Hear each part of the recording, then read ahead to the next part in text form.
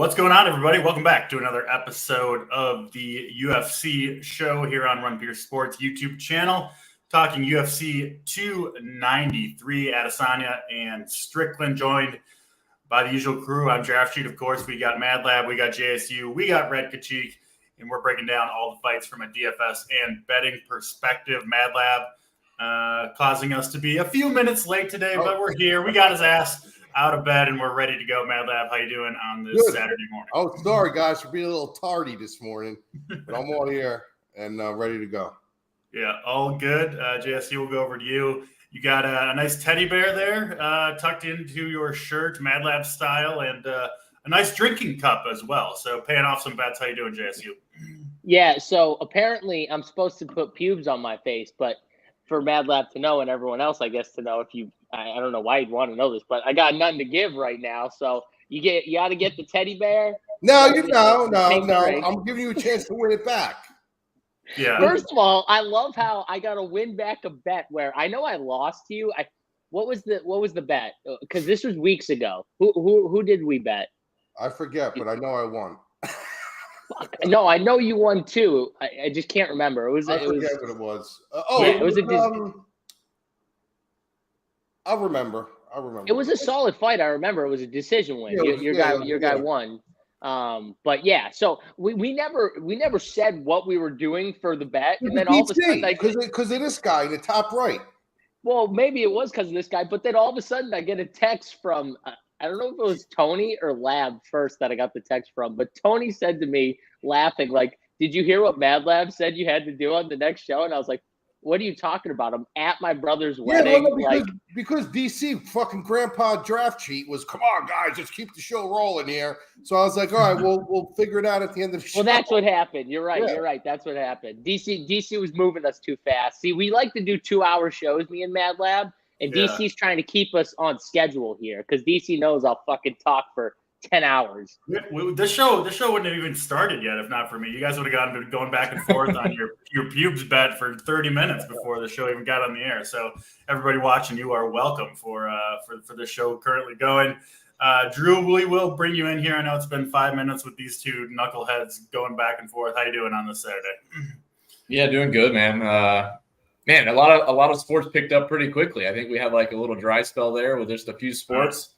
And then suddenly we got MLB, college football, NFL, tennis, U.S. Open this week. So tons of sports and obviously MMA tonight. So, yeah, this is the exciting time of the year. So I'm excited for tonight's slate. And it's not at 11 a.m. or 12 p.m. So that's also nice.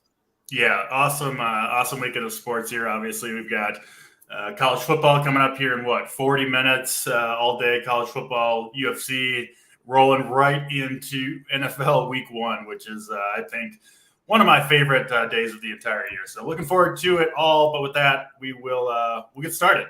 We're going to go bottom to top, of course, talking all these fights. Let's get to the first fight on the card. It is Kevin Doucette and Kiefer Crosby going at it first to kick this one off. Mad Lab, let's throw it to you. What do you see here? It is Doucette minus 170 or so on this card. Yeah, not a big fan of this fight, to be honest with you.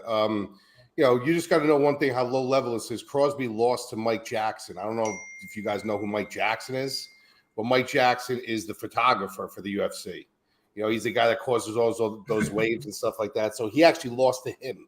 So that's how bad and low level this fight is. I'm not really too high on this fight as far as from a DraftKings perspective, but these are the fights that kind of bite me in the ass. These fights that I completely avoid, and then all of a sudden they end up being fights of the night. So I'm not going to avoid it totally, but I am going to have, I'm going to back up my shares a lot on it. But I do like you said here. I just think he's fought the better level of competition. He's a little bit longer, more experience. He's got to get out of the first round with Crosby. Crosby's going to come out hot, try to make something happen. It's going to be Doucette's job to kind of just weather the storm and then try to take over in the second and third. So I do like you said here. Not crazy on DraftKings, but if I did gun to head take a lean, it would definitely be Doucette. Yeah, DraftKings pricing Doucette 8,400, Crosby 7,800. This fight is favored to finish inside the distance, JSU, and Doucette's a reasonable price tag. So I don't think you can completely ignore it for DFS purposes. What do you see between these two? Yeah, I mean, and I agree. Crosby's going to want to try and be aggressive and come out there and try and get it done early. I think the later it goes, the more it favors Doucette. And I could see a finish for sure. But like Mad Lab said, this fight's just not very good. These fighters are just not very good. And on top of it, we have another issue with DraftKings pricing. And the DraftKings pricing, a lot of the fights I feel like should be tighter than they are. And this is one of them where the pricing at 8,400, 7,800, where I feel like some of the other pricing, you've got favorites like Jenkins, who should be, but I feel like he's just too expensive. Like he should be more like 8,300 or 8,400, and he's 8,700. And there's a few other fights like that. So it's kind of tough when you're building lineups. So this fight, people will probably have some of because it's favored to finish inside, like you said, and the pricing will make it easy for people. Whenever you get that 7,800 to 84, that like mid-tier range, people are going to click it. So I favor Doucette as well. I just think he's a little better than Crosby. And, I think that, after the first round is when he can kind of put it on. So I'm hoping he can finish it just because I will have a little bit of him in DraftKings, just the way the pricing is. Yeah, makes sense. What do you have here for the numbers, Drew, in terms of ownership and your pick for this fight? Yep. Apologies. I got yard people here. So if you hear a little noise for a minute, that's what's going on. So I got Doucette at 31%. Honestly, I could see that going a little bit higher, just the way I'm kind of looking through how lineups can be constructed. 7,800 for Crosby, I have at 21%. To be honest, man, Doucette at 8,400 seems like he's, pretty solid to be in play. 7,800 for Crosby seems like he's probably an X out. First fight of the night as well. I don't see myself getting there in 21% of the field bill. So, yeah, for me, Crosby will be X'd out. Doucette, 31%. I think he could go higher, but I still like him at the price. I think that's a fairly safe spot. Even if he goes to the decision and wins, I think 8,400 can do okay at the price. So that's where I stand for those two. What's Crosby's ownership, Drew? 21%. And what is Doucette's? 31%. Oh wow, I'm that's higher than I would have thought. Yeah. I think it's more the pricing than anything, though, Mad Lab. And it's favored to finish inside. Yeah. You can look at the money line difference just for that mid range. Drew, all I can hear is someone just mowing his lawn. Is that what it is? Is someone mowing his lawn? Tell that fucking guy we're busy over here. I love it, Mad Lab's like, go tell that fucking guy, get the fuck out of here. Come back. Who is that? Is that your father-in-law or something? No, it's a guy we actually hire. I paid to do this. It's a professional, apparently. How dare someone mow their lawn at 11:30 on Saturday? Come on. Fucking Saturday mornings at fucking 11, 10 in the morning while we're doing our show. It was a holiday on Monday. I guess they got pushed back a day. But I tried to mute myself. You made me come off mute. They'll be gone. They'll be gone in 2 minutes. We got Mad Lab sleeping. Drew's got his lawnmowers going. I mean, this show is starting off hot here. Bro, I have no excuse, bro. I didn't go out. I didn't drink. I have zero excuse. So usually I'm the one struggling on Saturday morning, but not today. So that's great. All right, next fight on the card: Gabriel Miranda, Shane Young. This one close to a coin flip. Shane Young, modest favorite. Young coming off 3 straight losses. Miranda lost his fight as well. This one, in terms of going inside the distance, another one that is favored to finish inside the distance. And another moderately priced fight, although Shane Young, 8,600 does seem a little expensive, given that he's just a tiny favorite here. Let's go to Mad Lab. Young, Miranda, what do you got here? Yeah, Shane, there's certain guys in the UFC that just rub me the wrong way. Like Brian Kelleher rubs me the wrong way. Like there's just certain guys that rub me. Aspen Ladd rubbed me the wrong way. Young is one of those guys. Like he just rubs me the wrong way. And some of the guys are really good. You know what I mean? Like Bilal Muhammad, really good fighter. I just don't like him. He rubs me the wrong way. Shane Young's really not a good fighter. He's like the lowest guy on the totem pole over at City Kickboxing. You know what I mean? The reason why he's on this card is basically because it's kind of a City Kickboxing card, right? And they need to juice up the roster for the crowd. But he weighed in. He was about 4 pounds overweight. He still looked kind of small during ceremonial weigh-ins. I mean, he still looked like he was kind of undersized. He's giving up 30% of his purse. He didn't really look too dialed in. Like usually he has these crazy looking walk-ups where he looks like a fucking robot and he acts like a degenerate. This time he just kind of walked up. He kind of looked defeated. I don't know. There's something about him in this entire build-up that he just seems like he's going through the motions. Miranda's a pretty tough dude. Pretty durable, hard to knock out. He's going to have the grappling advantage here. He seems like he's a little bigger, a little longer. I like him as a slight dog here. I don't mind him. I think he's going to be a guy I'm going to be targeting in DraftKings. I think he's got the upside for a submission here. And on a card where, like JSU said, the prices are a little fucking out of whack today, you could be baited in to kind of rostering some of these guys that really don't have that much of a chance. But at 7,600, that's a good price for Miranda. So I'm definitely going to be targeting him. I like him by sub today. Yeah, certainly the price tag 7,600, and just a very, very tiny dog. You don't often see those two things together. We'll get to Drew for the ownership in a second, but what do you got here, JSU, in terms of this fight? Yeah, I mean, I have it exactly kind of like Madlab here, where I just think Miranda can come in here, and I think he's just a little better, honestly. I don't definitely as a grappler is where he has the big advantage for sure. When it's on the feet, it's closer. I still think he's pretty solid on the feet. He's got some power. If you remember last time he fought, it was against Saint Denis, who we see now he's a legit dude. Like that dude is legit pretty much everywhere, and he lost to him in the second round. I mean, no shame in that. He's a good fighter.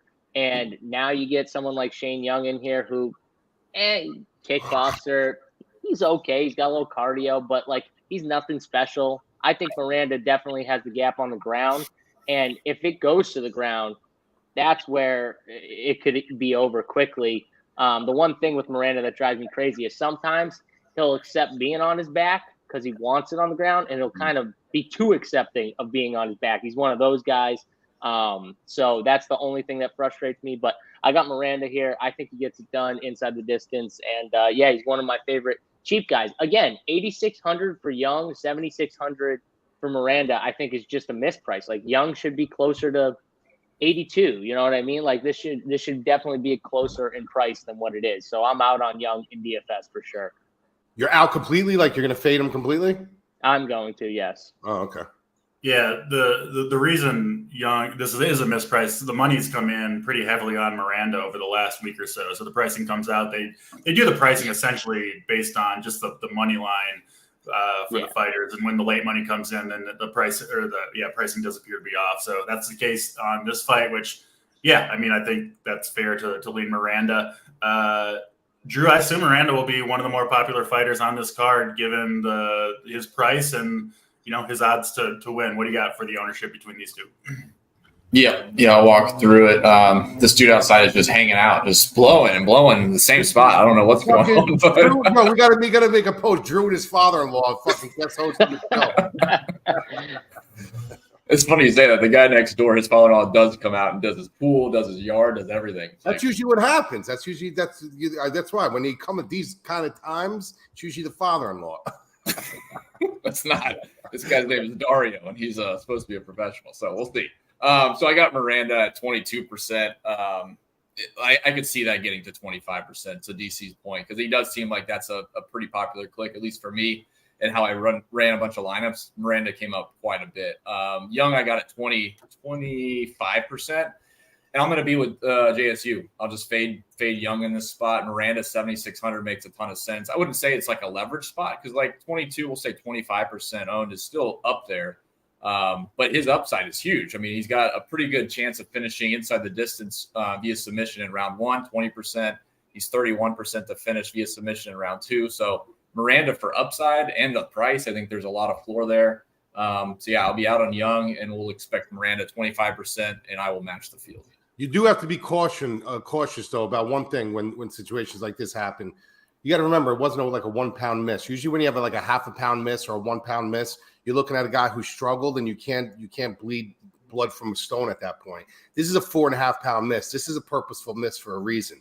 You know what I mean? So he's going to be coming in the bigger fighter. He's going to have the not the bigger fighter, but he's going to have it more strength index naturally than Miranda's going to have because he didn't suck down all the weight. And the percentages is usually around 70% of guys who have purposeful misses win. So you got to factor that in too just before you guys fade him completely. That's all I'm saying. Interesting. That's Young? What's that? That's Young that missed 5'5", 4.5? 4.5 pounds. Yeah. 4.5. So like just there's certain times where they're not going to tell you this, but a team, look, Drew, if you were 0-2, in the UFC and I knew your back was against the wall, I'd be like, look, bro, let's let's just forget about the money right now. Forget about the 30%. Let's just secure your fucking spot in the UFC here. That you're not going to get cut, because then no money's going to come in. Yeah. So you got to take that into consideration. He did miss. What? Well, why wouldn't Miranda back out? Don't guys back out of the fight? He gets 30% of the purse, man. Yeah, I'd be like, he gets the extra. Overweight. I don't care. You got to remember. But he still feels like he can win, though. He doesn't feel like he's getting butchered. So right, no, he still feels like he's good. But if you look at these guys' purse money, some of these guys are making $12,000. You know what I mean?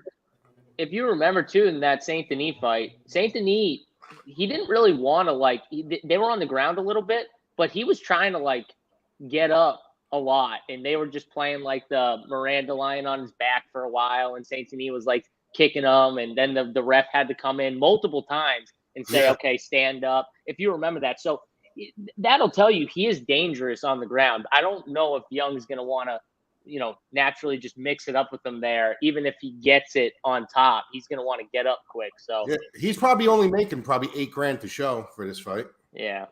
8 to 12,000. So that 30% is a lot, for him. Yeah. All right. So that makes sense. A lot going on in the Miranda Young fight. Sounds like everybody's on the Miranda train. But yeah, obviously Young could certainly win. Next fight on the card, we do get to a big favorite. It is Charlie Radtke sitting around minus 325 over Blood Diamond. Always makes me laugh, a guy called Blood Diamond. I don't know, Mad Lad. If Blood Diamond loses this one 3 in a row, I feel like he's just got to be Mike Diamond at that point. You can't be Blood Diamond after 3 straight losses, which he is certainly favored to lose this fight. What do you got between Radtke and Mr. Diamond, Mad Lab? Yeah, Diamond is a guy who doesn't even belong here. You know what I mean? This is a guy who's labeled as a kickboxer.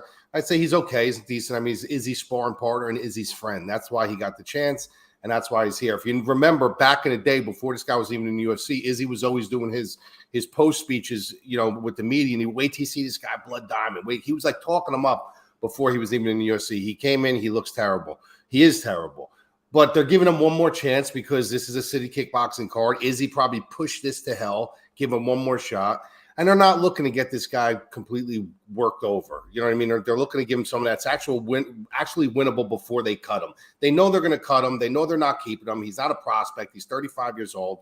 So I said, listen, let's give him his last time to get on the horse, and maybe he can pull off a win at home. And then there you go. That's his career. What the fuck are you laughing at, JSU? Oh, no, not you. Not No.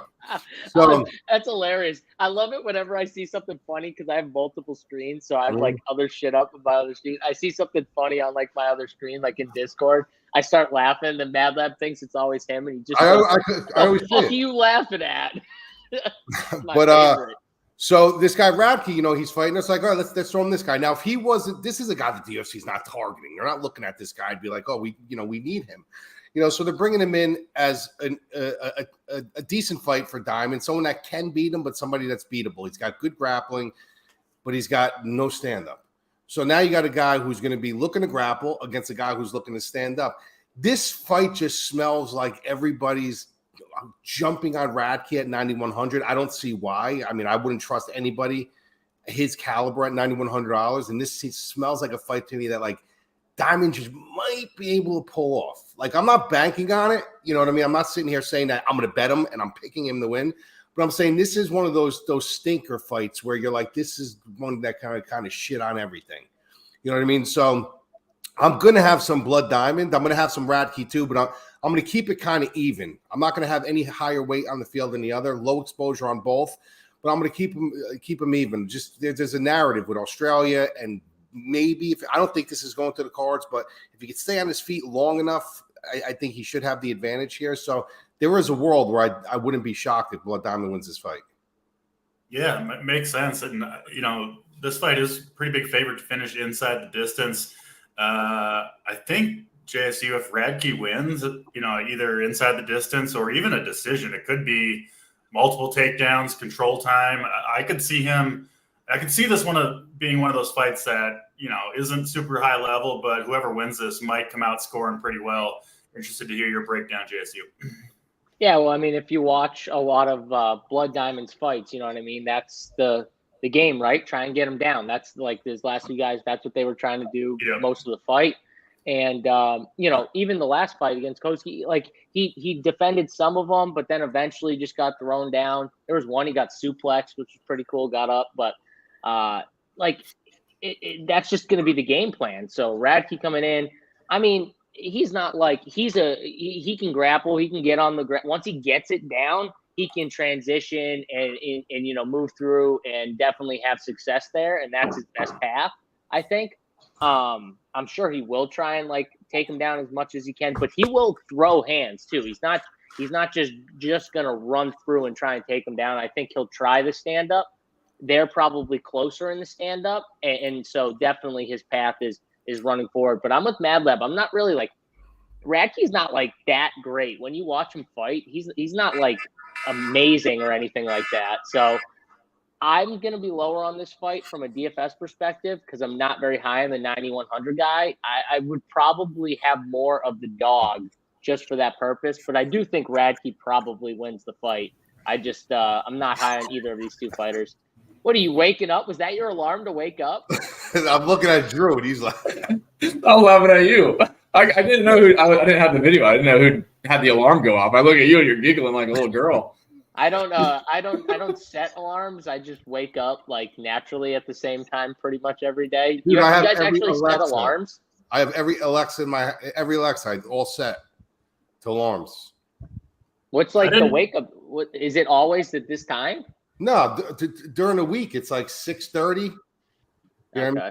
I get up at 6:30. I'm usually at my office because it takes me about a half hour to get to my office. I'm usually at my office by 7:30, quarter to 8. I didn't take you for an Alexa guy, Mad Lab. I'm a little. I'm not. I'm really not. I'm not. I got them from the office. They were extras in the office, and I needed when I was moving in. I needed speakers for music. So when I was moving in, I ended up keeping them. I'm with DC. I did not take Mad Lab as an Alexa guy, but get those spy cameras out of my house, personally. You take me for one of these guys, though. I've been fucking doing all my box breaks and everything. All right. Oh, there you go. Drew, let's get over to you. Radtke, Blood Diamond. What do you got? I don't think we've ever done a show in 4 hours, so this will be a nice stretch for Matt Lab. Good job. Oh, Drew, you and your fucking father-in-law out there. I've done a show for 4 hours. Drew, get out of here. Nothing else going on today anyway, so we're good. We can sit here. He's got to do with college football, man. With father-in-law. Shit. All right, I got Radtke at 35%. I got Blood Diamond at 10%. I don't mind a sprinkle of Blood Diamond here in Mad Lab talk about him, but Radtke, I get why he's going to be popular, Mad Lab. I mean, the inside the distance number inside of round 2 is 51%. It's pretty strong for him to finish, and if he does at 9,100, that's a pretty good score. So that's the reason why he's so popular. If you're just looking at the fighters themselves, then I understand your point. I'll be playing a good bit of Radtke, but I don't mind sprinkling in some Blood Diamond as not even a hedge, but just if he can come in and get a win, even if it is decision. I think JSU's point is interesting, though. If this fight is aggressive, then there could be a finish either way. So, I'm going to side with Radtke. I just think the upside is there at 9,100. But, Blood Diamond, 7,100. I'll have a sprinkle. It's not a Drew, what's his ownership? What's Blood Diamond's ownership? 10%. Oh, wow. Okay. Yeah. That seems kind of tasty to me. I think Blood Diamond, if he does win at 7,100, has got a good chance to get there on the optimal. So, I guess not as much confidence in Radtke for the crew as the betting line would suggest. Next, we do have another really big favorite. I think the second biggest favorite on this card behind Izzy, Nasrat Haqparast, minus 500 over Landon Quinones. This one's interesting, I think, from a DFS perspective, because Haqparast really doesn't score very well for DFS purposes, but he is a massive favorite. We'll be interested to hear the ownership numbers, but first, Mad Lab, break down the fight for us. Yeah, Haqparast is a guy who's coming in, Canadian fighter coming in from Free Sahabi. Free Sahabi is a trainer that I love. A lot of people know him as the coach of GSP. His philosophies on fighting, that's what really makes him special. He draws up very good blueprints. They're usually flawless, but it's your job to go out there and kind of, run through them. Haqparast is underachieved, though. This is a guy who on the regional scene, he was knocking people out. He was getting finishes. Now, all of a sudden, he's running to decisions. He does have power. He does have pop, but sometimes Free Sahabi's blueprint makes you be a little too technical. He doesn't cut your leash off so much. He wants you to really go through his motions and go through the steps of what he tells you to do. And sometimes when you do that, you can get caught up in the minutes of the fight, and now the fight ends. This is a spot. It's really, really weird because it's a perfect setup fight for him to actually get a finish. You know what I mean? This is a fight where he absolutely can get a finish. He's got this, you get a younger blazing guy who's looking to make a point. The nerves come in, attempts to make you fight a little bit more overzealous and leave things open. This is a spot where I do agree that Hapcras has not hit 100+ points in 5 fights, has not hit his current market value, so he's technically 0% in his last 5 fights. 9,500, very expensive price tag. I think people are going to see the numbers and back off on it. But I do think he does have upside for a finish here. I do think he can get it done possibly in like the 2nd, 3rd round, late in the fight. So I'm not avoiding it totally, but I understand why people would be shied away from that price tag. Yeah, makes sense, JC. And I think Hapcras, I don't know if a 2nd or 3rd round finish, given how he fights and his price tag at 9,500, I don't even think that would be enough. I think he's got to finish this one in the 1st round to get on the optimal, most likely. So yeah, JC, I see you're nodding. It seems like an agreement. Yeah, I mean, I can make the case that there are people like Izzy in 5 rounds. Like, I don't think Izzy in 5 rounds at his price tag probably makes it on the optimal at his price tag. Well, same thing applies here, and he gets an extra 2 rounds, and I'm saying it. So I definitely think he needs that 1st round finish. So for me, DFS, this is a fight that, unless Drew tells me that he's going to be like really low owned because no one's going to play him and there's like massive leverage in playing him, which I don't think. I think he'll be like in the 20%-ish range just because of how big of a favorite he is, obviously.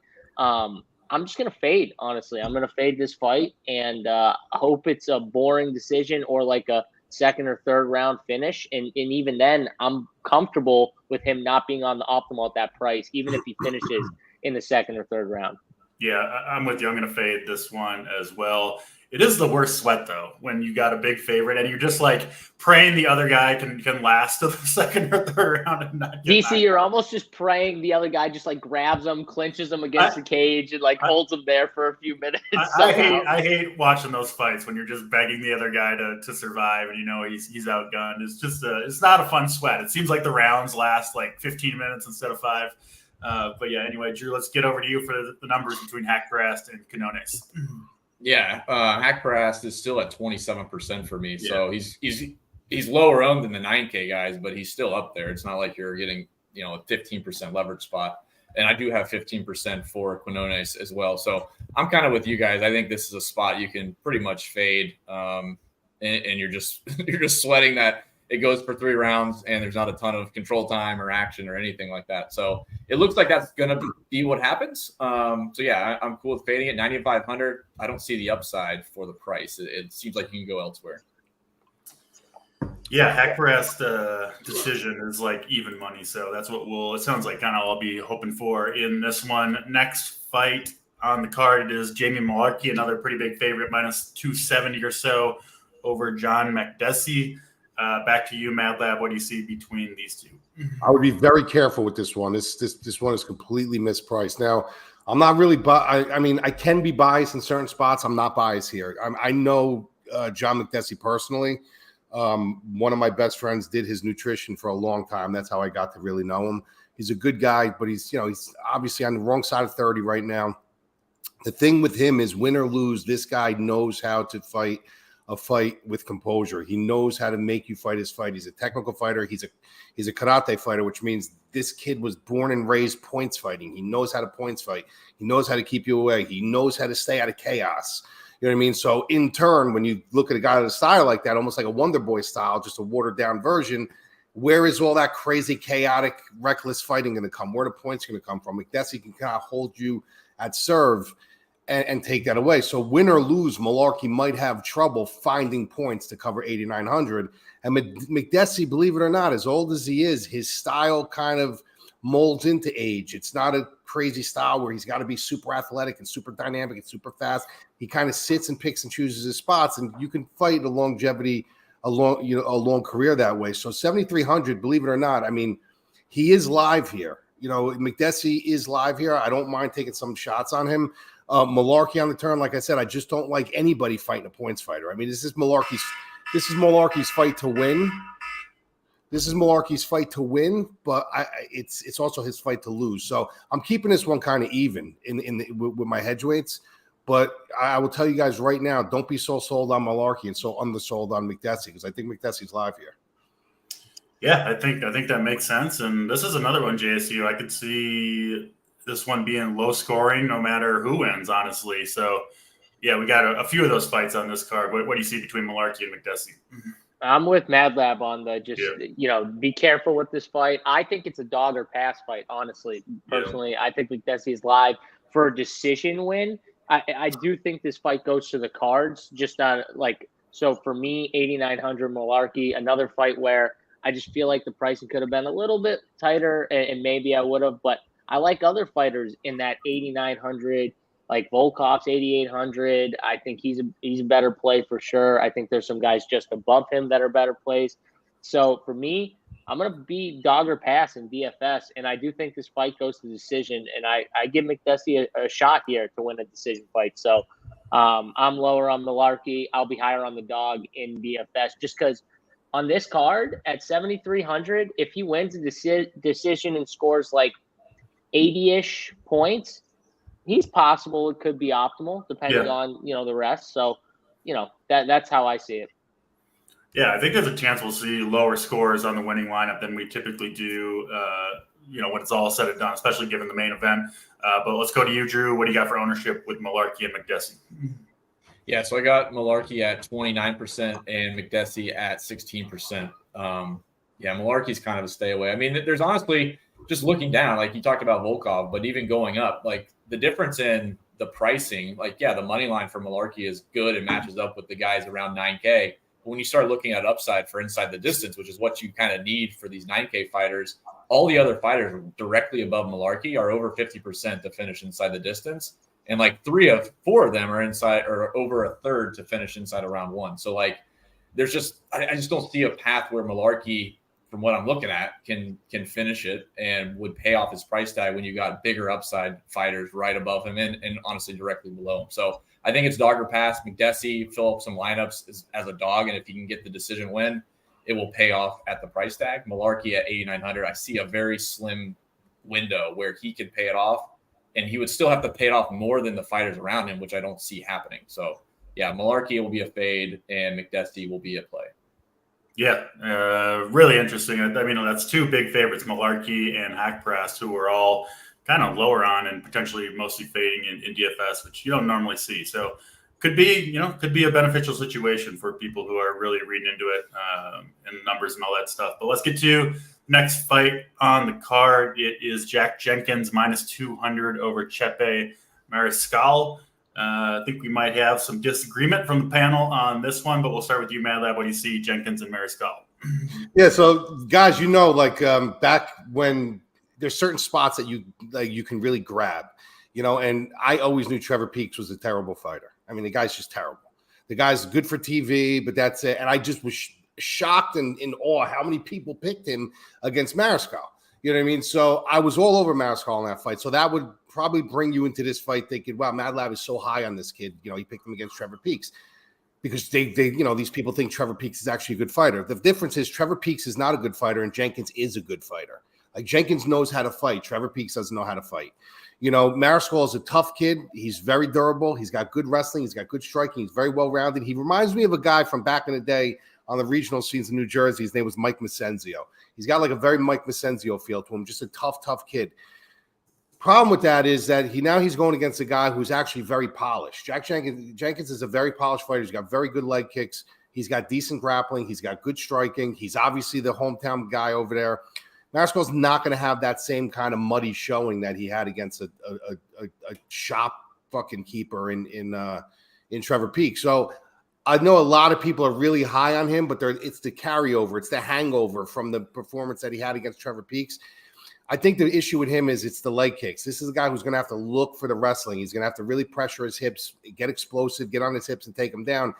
Jenkins has kicks to the point where they're Barboza style kicks. That's how heavy they are. They're extremely like Edson Barboza style.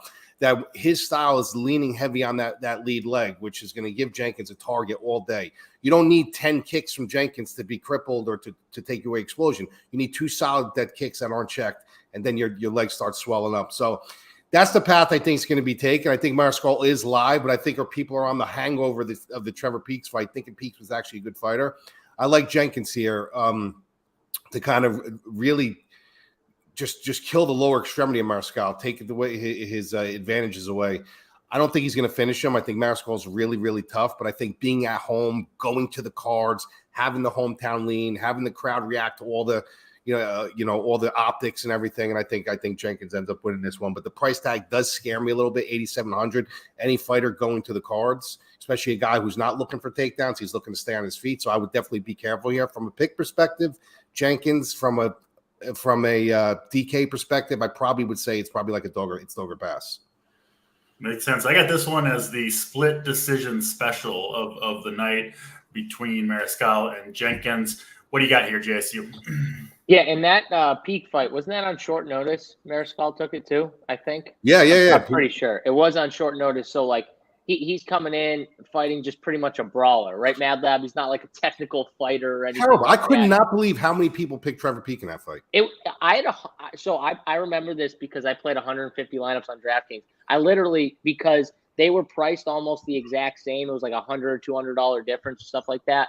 Both of them were very high, but I remember I just locked Mariscal because I was like, everyone's going to be on Peak. This dude's better. I know it. And there was like a 20% ownership difference or something. Like Peak was like 50-something% owned. Drew can remember when he talks about it probably, but Peak was ridiculously high owned. And it was such good edge there. But you're right. This is a different fight. He's fighting someone who's actually a better, more technical fighter just in general. And he's going to try and chop the leg. That's definitely what he's going to do because Mariscal can wrestle. And I think that's a path for sure. So he's got to be careful, of course, of those leg kicks. And Mariscal is going to come forward. That's the other thing about him. The dude is tough. He's relentless. He's going to move forward and try and pressure Jenkins. So I think this is a close fight. I do think it goes to the cards. I'm going to go the Chepe side. Also, too, reacting to what you saw, I agree with Mad Lab that's what a lot of people do probably when they bet. From a DFS side, though, you look at 7,500 on this card, I think Chepe is one of the better dog DFS plays because I think he does have at least high upside to score with his wrestling. We've seen his toughness. He does have some power too. Like, he can give you a decent score even in decision win. So I'm going to take Chepe, and also for DFS, I'm going to be higher on Chepe. I think Jenkins at 8,700 is just a tough click when I feel like it's a decision win. Even if he wins, it's a decision win. So that's the way I'm leaning. Go ahead, Mad Lab. Tell JSU how dumb he is. I can tell you're offended over there. No. I'm saying this could be the. I want the Miranda fight. This could be the double or nothing win for you. You could try to get your fucking pubic hair back and your soul. Can I have the Miranda fight? Why? I'm on Miranda with you. Oh, you are on Miranda. Yeah. I thought you said be careful because of Young's because of the weight miss. No, I said be careful because of that. You got to factor that in, but yeah. From a perspective, Miranda's all right, fine. Do you want to go with that or no? Do you want to go with this one? Chepe. All right, so I'm 1-0 now, son. Let's go, Drew. Tell your pops to fucking cut some grass. Let's do it. Tell your pops to cut some grass. He's back. He showed up. You on the Chepe train, but let's go to Drew on the ownership numbers between these two. Wait, if Drew goes on the other side, you guys can do the same bet. Yeah, yes. What do you got, Drew? Yeah, I got Jenkins at 28% and Mariscal at 25%. So honestly, pretty close. And I think it's just because of the fight looks like it's going to go to the cards. So they're just taking values at 7,500 and get a little bit of Jack Jenkins for safety at the money line number. I feel like this is kind of a trap spot for DFS. 8,700. He's on the borderline of like, if he gets a win, depending on what the other high price guys do, it might be okay to fill out the roster the right way if not enough dogs win it might just work out for lineup construction. I think we saw that last week where only like one dog won, and the winning lineup was all 8K fighters, not a single 9K fighter, I believe, and then like 2 7K fighters. So I think that's going to be a lesser chance of happening this week, but it could happen. So I think that's why Jenkins is still going to be in the high 20s. Mariscal, I'm totally fine with 7,500. Again, I'm going to be lower exposed to this fight in general, but that's kind of my thought process for lineup construction. Is this is a trap spot? I think guys just plug it in to fit the salaries, and I think that's a mistake. Who do you got though? Yeah, pick a fighter. Come on. Who was your pick, TC? I'll take the opposite. I'll just come on. You don't pay attention to what we're saying, Drew. This is very hurtful right here. DC's on my side. I don't think Mariscal's going to win, so I'll take Jenkins. Yeah. Yeah. Okay, there you go. Bold statement. Referee stoppage by leg kicks. All right. I mean, if Jenkins wins, I think that's how he wins, Mad Lab. If he wins by like stoppage, that's probably how he wins. Those leg kicks are nasty. We got JSU and DC against Drew and Mad Lab. We're riding the Chepe train. We'll move to next fight on the card. I think maybe the best one for DFS from where I'm sitting. It is Carlos Olberg winning his last 3 fights in the first round by KO, sitting minus 315 or so over Zhang. Yeah, I think Olberg gets the job done again here, but let's go to Mad Lab. What do you see between these two? Everything about this fight smells like fucking dog shit to me. I don't know why. You know, this is a guy in Olberg who's on I mean, really think about it. Look at his record. Look at his trajectory, how he's just knocking dudes out. He's winning fights, and they have him on the last fight of the prelims. They don't even have him on the main card. Yeah, that was weird to me too. There was something weird about this. And it's like, Olberg is this he's this marketable guy. He's a guy that the UFC wants to push. City kickboxing, the crowd loves him. And it just feels like this could be like the one spot on the card, or like the 1 or 2 spots on the card where it does, like, all the UFC plans go down the fucking drain by because of this fight. So, I mean, I'm very nervous about this fight. I think it's going to be Olberg probably getting a knockout. I'll be honest with you. Like, that's my pick. I think Olberg knocks him out. Mm-hmm. But I just keep going back all week. Even when I was putting my wagers and stuff, I was like, dude, should I add this guy into a parlay? Should I not? This guy's the guy I could just see this being the one that shits on me. You know what I mean? So I am picking him, to win this fight, but I'm actually picking him with caution. I don't know why, because I do like Olberg. I'm a striker myself, so I love strikers. But there's just something about this fight that I could see Dayoun just coming in and like trying to take him down and grapple him and try to get on top of him and just take away the striking. I don't know. So I would be cautious here. I mean, I am picking him to win. I think he does knock him out, but something about this fight scares me. I don't know why. Yeah, makes sense. Let's go to JSU. What do you see, Olberg and Zhang? Yeah, honestly, I'm not as afraid with the Olberg side, just because the dude is so measured. When you watch him fight, like you watch those 3 the last couple fights he's had, he is just so measured. He takes his time, even though they were quick wins. And you'll say like JSU finished these guys pretty early. Well, yeah, but when you watch him fight, it's not like he just ran right after him and just pummeled all of his guys.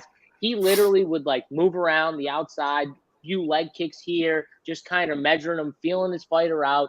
And then right when they would make a mistake, his opponent, he would just pounce. And when he pounces, he lays you out. So I just think Zhang is going to try. Maybe he does try to wrestle, and that's his mistake. And I think what's going to happen is Olberg's just going to wait. He's going to time it, and he's going to just cold clock him and just finish him right there. So I got Olberg. I feel pretty good about it too. I know Zhang's good. I just think Olberg's better, man. He's massive too. He's just a beast. But it's not only that, dude. Like, what's the one thing you notice about Olberg from an optics perspective when he's in the cage with his opponent? He's a grown-ass man. He's like a friggin' huge. Yeah. Okay, now you know that Zhang fought at heavyweight. Yes. So he's coming down to light heavyweight. So You know what I mean? It's just there's so many different variables that bother me about this fight. I don't know why. Fair enough. Zhang's good, man. I mean, he's a good fighter for sure. Drew, I assume Olberg going to come in as one of the highest-owned fighters on this card. What do you got for the ownership? Yeah, I got Olberg at 36% and Zhang at 18%. So, yeah, Olberg definitely going to be one of the highest owned. I think it's worth it. 9,200. I think he has as much upside as anybody on the card. He's got a 41% rate to finish via KO in round 1. I mean, that's pretty strong on this card. So, yeah, I'm going to side with Olberg here. Zhang, I don't think – yeah, I'll still have a little bit of Zhang at the price at 7K. 18%, he's still kind of within reason for his ownership. So, yeah, I'm going to side with Olberg, though. I think it's a good spot to go overweight, actually. Yeah, I'm with you. I'll be riding the Olberg train for sure. Let's get to – the main card. We've got Tyson Pedro and Anton Turkalj. Essentially coin flip here between these two on the first fight of the pay-per-view. Back to you, Mad Lab. What do you see, Pedro and Turkalj? Yeah, this one I think that the people are kind of it's either I'm misreading this or everyone else is misreading this. I don't know, but I don't see where Pedro doesn't win this fight. I mean, this is a guy who, I think people are really looking into the last fight where he looked like complete dog shit, and I do agree he looked fucking terrible. But what they're not factoring in is the guy had some kind of gastro issue that he caught from his daughter. He had like a very bad flu. Now, when you take antibiotics and when you take medicines and stuff like that, then you try to go to train, good luck. Like, good luck. I noticed before any of that news came out, I was like, this dude did not look like Tyson Pedro's not a great fighter, but he didn't even look like he wanted to be there. His gas tank went from here to here in like 30 seconds, which made me even actually start thinking when I was watching the fight, like, is he on some kind of medication or is he injured? Like, that just doesn't happen. Came out later on that's exactly what happened. He was on, so I can't really gauge on what he was going to look like because of, his obviously, he was sick. The two fights before that, before he took this long extended break, the UFC threw him a bone. They gave him Harry Hunsucker and they gave him Ike Villanueva, two guys that are fucking cab drivers. You know what I mean? But why did they do that? They're doing that because they're trying to build him back up. They want him to be marketable. Now, we just talked about Carlos Olberg, who's on a streak, who's not on the main card, but they put a guy with a 2-fight losing streak coming off a break on a fucking main, a terrible fight on the main card, which means they do like him. They want him to win this fight. You know what I mean? You look at a guy in a pleasure man where, yeah, is he durable? Yeah. Did he show some good things? Yeah. Did he have a rough go in the UFC? Yeah, but look what they did to him. They did the complete opposite to him than what they did with Tyson Pedro. They put this fucking guy against two murderers, Jalton Almeida and the guy, that other dude, Petrino from the Contender Series. So it's not like they want this guy to win. It's not like they're pushing this guy. It's in Australia. I think you're going to see a completely different Tyson Pedro here. I think people are going to be stacking the other way. They're going to be going crazy the other fucking way. I could be wrong, Drew. You're going to tell me if I'm wrong. But I like Tyson Pedro here. I like him to win outright.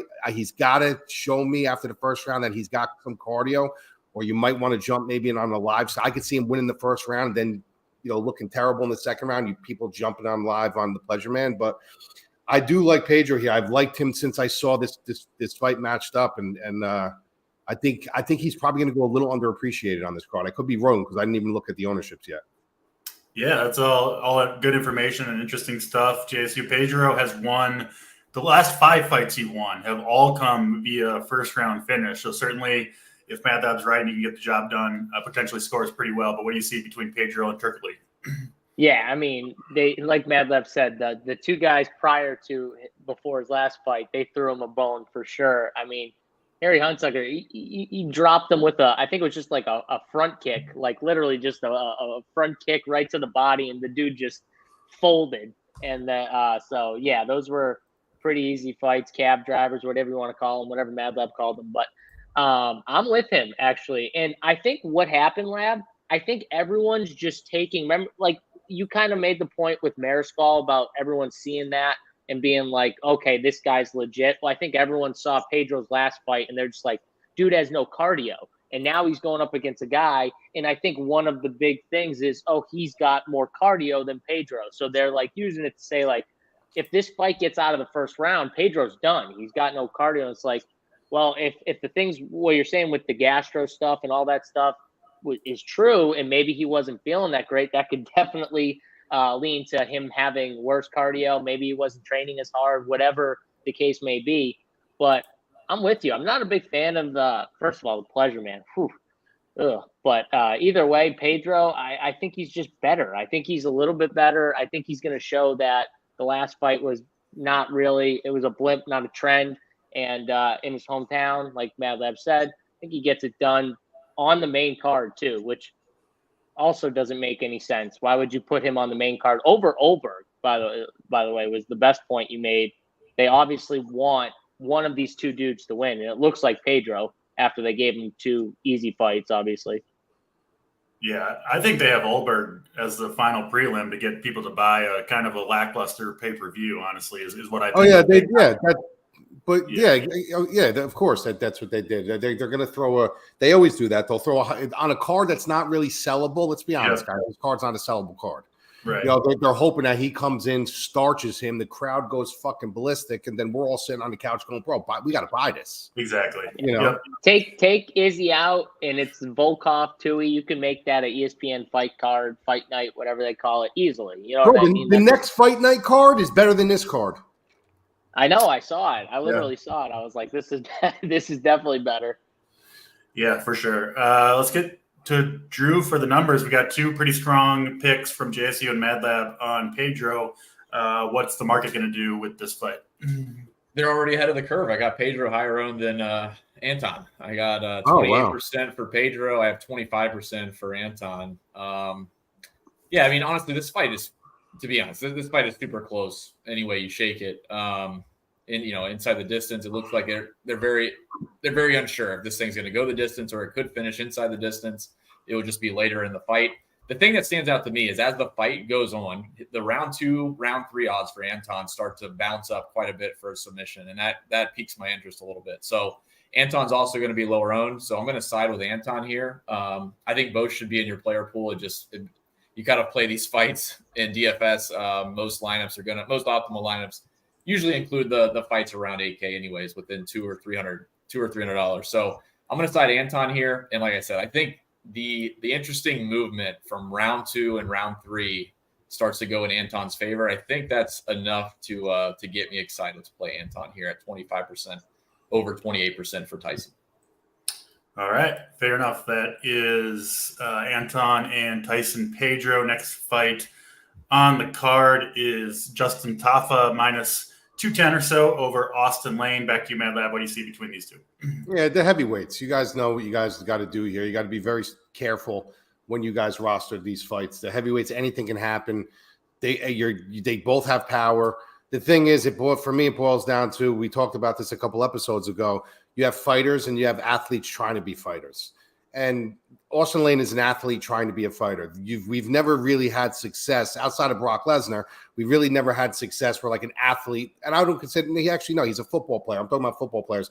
Football players really coming in, trying to make waves in the UFC. It doesn't work out, so Tafa, more of a fighter, comes from a fighting lineage, you know what I mean? Almost like, all that, the Moroccans, they stem from that, you know what I mean? So he's a fighter at heart, where Austin Lane's an athlete trying to be a fighter. They fought once before. You had the eye poke. Now, if you watch those small exchanges in that, everyone thinks that Austin Lane, he looked like he was doing pretty good. But every time Tafa hit him, you could see he didn't like it. You could see it was stinging him. He was causing a reaction. That was really early on in the fight. I just think he's going to tie too many things together. I think between the leg kicks, between the body shots, between the head damage, I think the athlete is going to come out in him, where he's going to try to flee a little bit, and Tafa is going to end up catching him with something. So I do like Tafa by knockout. My concern with this is it going to happen in the first round? Is it going to happen in the second round? Is it going to happen in the beginning of the third round? But this is a fight you got to target. I mean, 2 heavyweights, both of them have KO upside, but I'm definitely going to be leaning more on Tafa. Yeah, this one, a heavy favorite to finish inside the distance, JSU, which obviously makes it a pretty good fight to target. Who do you got between Lane and Tafa?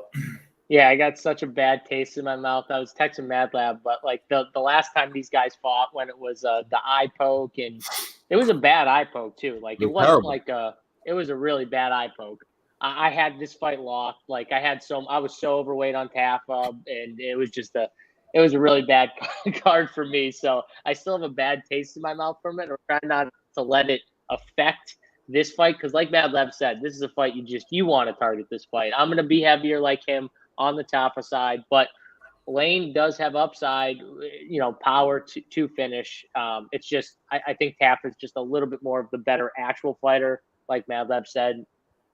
Lane more of the athlete. So that's just the way I look at it, but definitely a fight to target. Try not to let I'm sure other people were heavy on that fight too, and they got a bad taste in their mouth, but try not to let that happen. It was a really bad eye poke that, hopefully we don't have any issues and we can see these guys throw down and someone go down hopefully early. But yeah, I like that.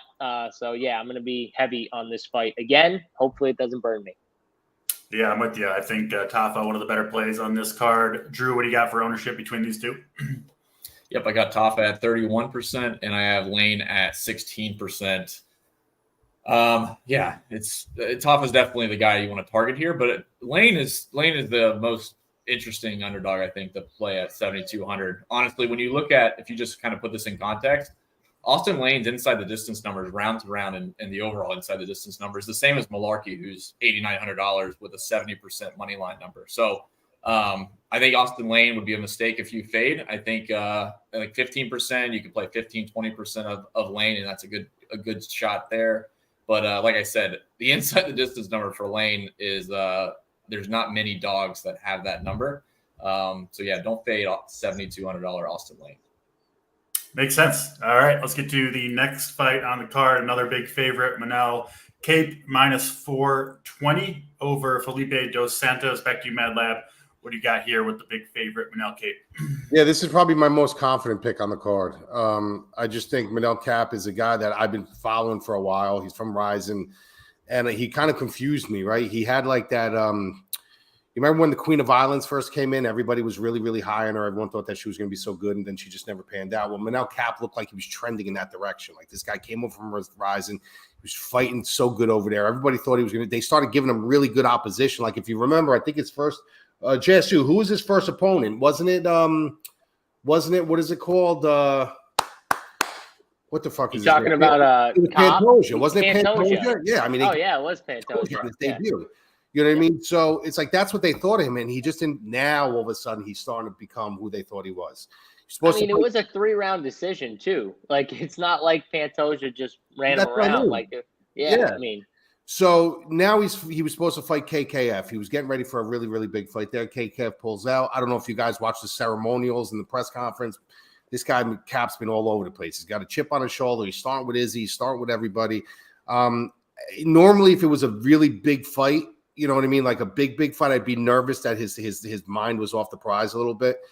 But he's fighting a kid in Dos Santos who's, listen, this is a kid from Shuto Box. And anybody who knows about the Shuto Box guys, these guys come in with a fucking axe to grind. They look just for chaos. They look to come out and just make something crazy happen. And that's all fine and good. But when you're fighting someone like a Manel Cap, who's a very strategic counter striker, he kind of waits for you to come in. He picks you, and then he just unloads. Dos Santos is going to make a mistake. He's going to try to ensue chaos at some point. He's going to make a mistake. He's going to open something up, and Cap is going to finish him. An interesting trend that I see going on that is a lot of people are talking about Manel Cap by submission. I don't see it happening. I think that's a complete flyer in a bucket that people are, because they claim that he's also a good grappler. He is, but he's going for violence in this fight, man. I think he knocks him out sometime in the second round. All right. Confident call from Mad Lab on Manel Cap. Let's go to JSU. What do you see between these two? I see it like that. I mean, this Dos Santos kid, he's going to want to come out and create almost like a firefight. Like he's going to want to get right in him. He's going to try and he throws elbows, he throws knees, he's spinning stuff. Like he's going to do some wild stuff. And like Mad Lab said, Cap is he's just going to wait for it. He's just going to wait, and he's just going to attack right when he sees that opening. And when he starts to unload, he goes like he's really, really precise and really, really good with his strike. So I don't see how you don't like Cap here. I mean, he's just to me, I think he finishes him too. Dos Santos is just one of those fighters. I think it's just a bad style of fighter to face someone like Manel Cap. So, I got him finishing him inside the distance here, first or second round, just because I think Dos Santos, I think what's going to happen is he's going to come out hot in round one. He's going to give him everything he has, and he's not like terrible.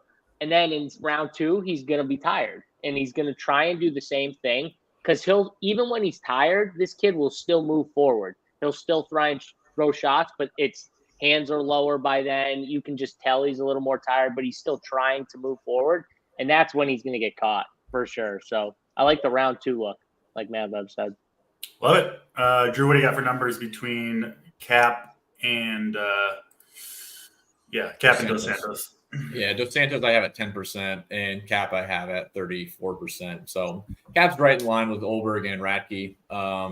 I have him rated a little bit higher just off the money line number, just provides a little bit of safety. But the inside the distance number stands out quite a bit. So, yeah, Cappy 34, I would go overweight, play 40% Cap. Dos Santos is just a fade. Even at 10%, I have him as an under-leveraged spot, even at 10% owned. So, no Dos Santos, and Cap as much as you want to play, pretty much. Love it. All right, 2 more fights to get to. We go back to the big boys next. Alexander Volkov minus 250 over Tai Tuivasa, another fight that is pretty heavily favored to finish inside the distance. I think this one pretty interesting from a DFS perspective. Let's get your breakdown. Tuivasa and Volkov, Madlab. Yeah, this one came to me kind of easy. I know I see a lot of people liking Tuivasa, and guys, what I want to tell you, like right out of the gate, is you got to be really weary on some of the information that you take in. And like I said, you always want to know why. Like, why are you picking this one, or why are you picking this one? So the people that are picking Tuivasa, ask them why they're picking him. The only really clinical answer they can give is, well, he can catch him.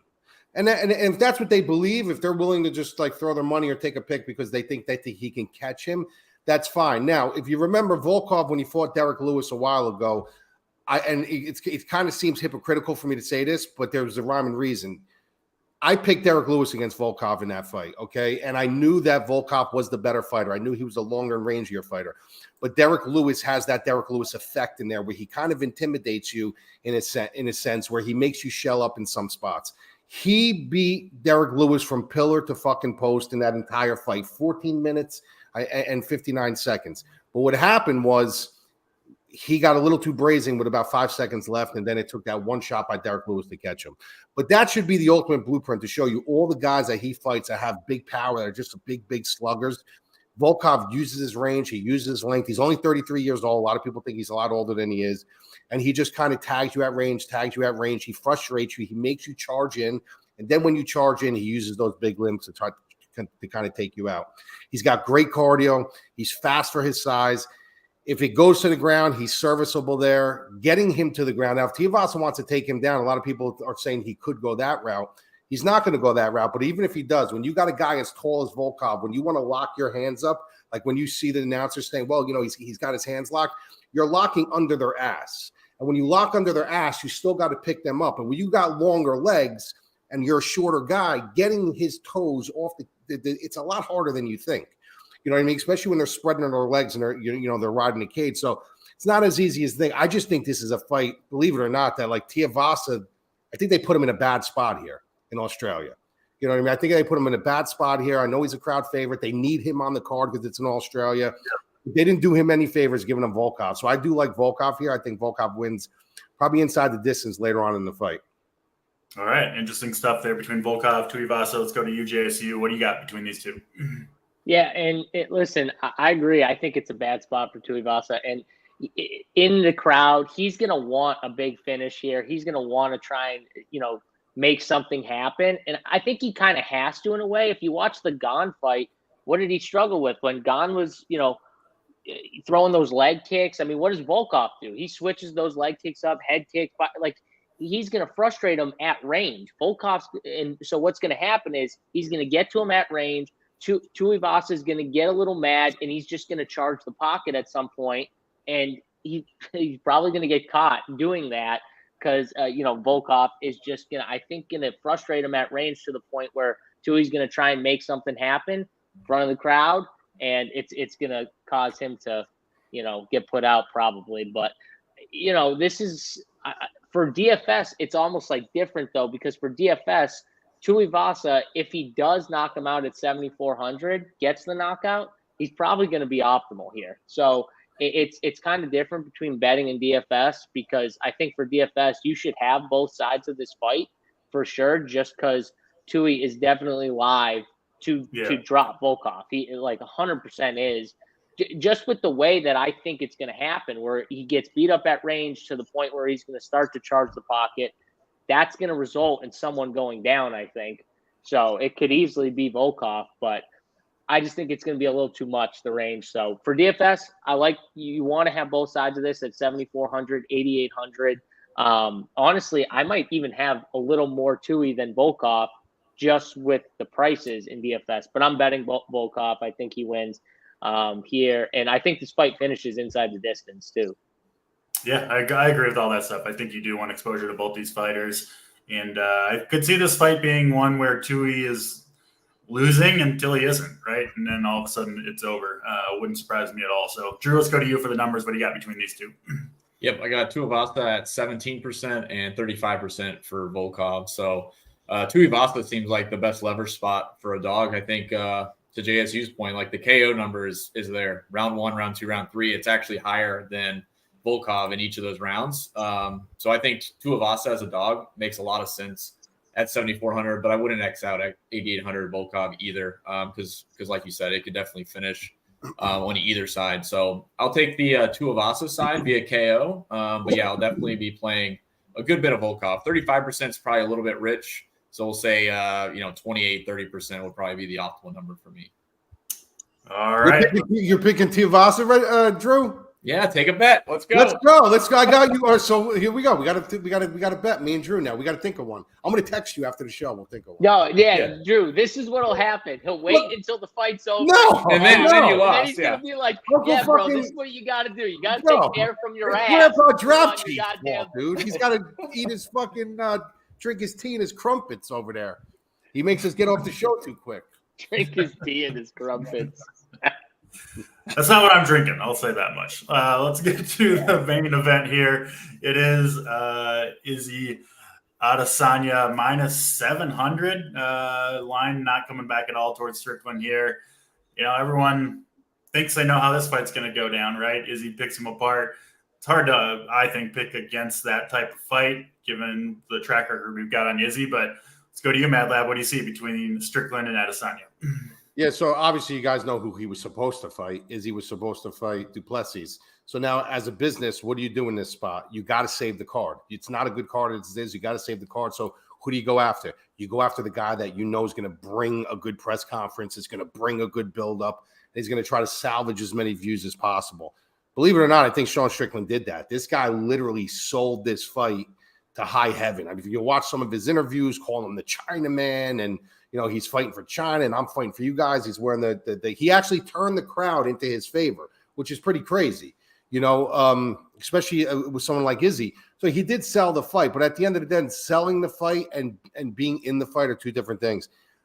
If Strickland wins this fight, I don't say this loosely often. If Strickland wins this fight, I would be really surprised. I just think if you look at his style, he says he's been wrestling his ass off. He says he's wrestled, but he also said the perfect words because your blueprint goes out the window once you're in there. And he says, once your dick gets hard and you start throwing punches, wrestling goes out the window for me. So I do think it's going to be a stand-up fight. If you look at Strickland's style, a lot of people, have trouble with him because he does something called the Philly shell. And the Philly shell is something that the Mayweathers didn't invent, but they mastered. If you don't master it, though, it's almost like having, thinking you're a black belt in Brazilian Jiu-Jitsu and you're not. It just doesn't work. And he's never mastered it, which leaves you a lot of holes because it leaves you very straight up. And even though you're using your shoulder to kind of take the impact away from some of the punches, you're really not because you're not using it properly. So a fighter that doesn't have great striking will still have problems with that. It's a tough shell to crack. But when you're someone like Izzy who understands angles, understands angle manipulations, understands when to be on the center line, when to be off the center line, he causes you to make. What the fuck are you laughing at, Chance? Be there. So read the chat. So I just think it's a tough sell, man. This is a tough sell, and I love Strickland, dude. I think Strickland is so good for the UFC. I love him, dude. I love everything he stands for. The way he's so open and honest. But this is a bad fucking fight for him, man. This is just a bad fight. I think Izzy's going to chew him up. The problem is the 9,700. 9,700 is tough for me. But I honestly believe that Izzy can finish this fight anytime he wants to. I really do. I think if he puts his foot on the gas, even 75%, he can knock Strickland out. I just don't know if he's going to. But, my pick is Izzy. I'm very reluctant. I want to see what Drew has to say about the ownership to see how heavy I'm going to be on him today. But I do think he gets it done inside the distance. But the thing that does scare me about this is, bro, did you see the inside the distance line? It's minus 110 for him. I think on FanDuel it's plus 100. that smells so trappy to me. You know, or I'm not sure. I might be wrong. I gotta look. Let me it look. just smells very trappy to me. Implied dude. You know it's 52% of energy inside the distance for Izzy. It's very trappy. That's Vegas knows what they're doing, so that does scare me. But I guess it's going to be ownership predicated on how much and Drew will tell me that how heavy I'm going to be on him. Yeah, makes sense. JC, let's get your breakdown of the main event here. Yeah, honestly, if I was betting this fight, first of all, I don't think I'm taking that. Even though I think Izzy wins, I don't think I'm taking the inside the distance. No, just because I could just see it being a 5-round decision win. Like, it just feels trappy to me, like Mad Lab was saying. So I'm probably going to stay away from that line, even though I do think Izzy wins. I think if you're betting it, I think the line is wide enough where you could just throw a little bit of money on the Strickland side and just, hope he somehow gets it done. Hope he does wrestle. Hope he does, actually execute a real game plan and he doesn't just throw it out the window when he gets in. I don't think he's going to do that. I don't. Sean Strickland, I'm with Mad Lab too. Like, this dude he did sell the fight good. He's legit, man. He's a tough friggin' son of a bitch. But right when he gets in that ring, that friggin' octagon and that bell rings or whatever, and he gets hit once, he's just going to want to move right forward and just keep moving. And he's not going to want to get on the ground and wrestle with Izzy. He's going to want to throw with Izzy. And that's going to be the issue here. So I'm not betting this fight, honestly, for DFS. I'm lower on this fight just because I kind of like more of the 9K guys. I like Cop. I like Olberg. And who's the other guy that's up there? Tafa. Volkov's not 9K, but I think that's a better fight to target. I think I like Izzy maybe a little bit more than Radtke, but Izzy's at least below those three guys for me. So I'm not going to say I'm going to be like not on it, completely fading him, but I'm going to be underweight probably than the field on this fight for DFS. So that's the way I look at it. Be careful with betting it. I will say, too, for premium members, we just added another channel in our Discord. So if you're a Run Pure Bets subscriber and you subscribe to the bet package, we just added one channel, and it says premium plays on it in the Discord. You'll see it. It's right above the bets picks. And those are like less picks, but they're consensus picks between our guy JBC, Big T, and I think Stats. Those three guys. So if you're playing college football, I see a few college football plays. There's some UFC plays as well. So if you're a Bets member and you want to check those out, they're in the Discord. You'll see it. It says Bets Premium, and those are like their favorite consensus plays. Is what that is. Yeah, perfect. Speaking of channel, real quick, we don't have. I didn't put a show up this week on our YouTube channel because we had an audio issue. So we have no show for this week for that. But I will tell you guys this: you guys should go to my fucking YouTube channel. At least fucking follow me. I mean, Jesus fucking Christ. I mean, we give content every week on there. We talk boxing, a lot of boxing on there. So go definitely at least follow the YouTube channel for me, or I'll send Drew's father-in-law over there when he's done cutting the lawn and smack you all in your mouth. There we go. Get to Bad Lab's YouTube channel. Drew, take us home on this one. What do you got between Izzy and Sean Strickland here? I just want to say I just subscribed to the Mad Lab channel, so everyone else get over there. Yeah, I mean, see how no, this is Mad Lab. Please, let me do this for you. See how quick that I did that? It took me literally 10 seconds. Because you're afraid of Drew's father-in-law. No, I'm not. I'm actually afraid of you, but then Drew's father-in-law. But no, my point is that's how fucking quick it is to go subscribe to a channel with great info. Guy who's going to give you all the info if you're into MMA, boxing, everything like that. That's how quick and easy it is. And you get the alerts, the notifications, they come right to your computer. So, boom. How you like that one? I appreciate you, bro. I appreciate you. You're welcome. Good stuff there. Drew, wraps up here. Yeah, so I got Izzy at 39%, so a little bit lower than some of the 5-round fights we've seen previously. I think it's just because of the price. The last couple have been right around 9K, so you kind of jam in those spots.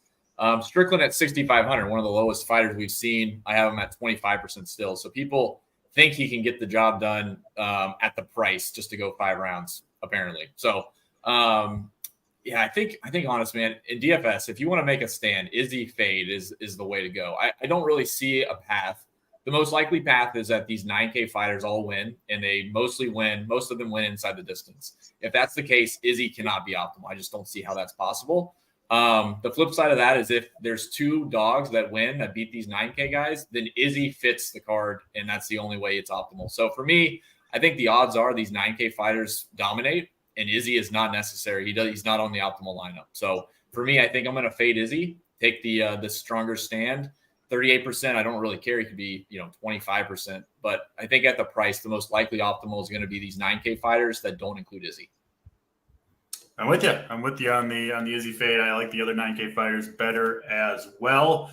That'll wrap it up for this show. Thanks for watching. As always, we will be back next week breaking down that card. And we do have a promo running right now. NFL 17 will get you 17% off over at Run Pure Sports. You can read Mad Lab's full fight breakdown, get everybody's picks. And of course, we've got NFL Sunday coming up tomorrow. So a great time to join Run Pure Sports. That code, I believe, will expire tomorrow. So get on in there. NFL 17 gets you 17% off for life at runpuresports.com. That'll do it for Mad Lab, for JSU, for Radtke. I'm DC, and we'll see you next time.